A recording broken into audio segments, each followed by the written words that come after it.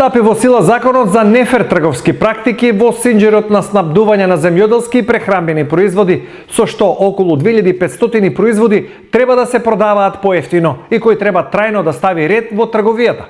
Со законот, покрај ограничениот рабат, трговците нема да смеат да наплаќаат дополнителни трошоци за маркетинг, репрезентација, како и за истакнување одреден производ на полица. Со примена на овој закон очекуваме резултати на долг рок и намалување на цените на овие производи на листа од најмногу 10%. Односно, првите резултати со намалени цени ги очекуваме до крајот на октомври, кога очекуваме дека ќе се потрошат залихите од претходните договори и ќе почнат да се продаваат производите согласно новите договори. Вели Дурмиши, надлежен орган за контрола на примената на законот е Комисијата за заштита на конкуренцијата, а највисок износ на казна за најтежок прекршок може да изнесува до 20.000 евра.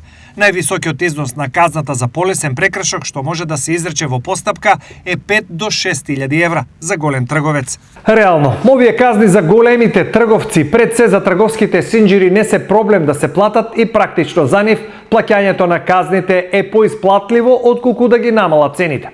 Дали овде не се крие планот Б на трговците, како и понатаму да продаваат по цени кои им одговараат само на нив?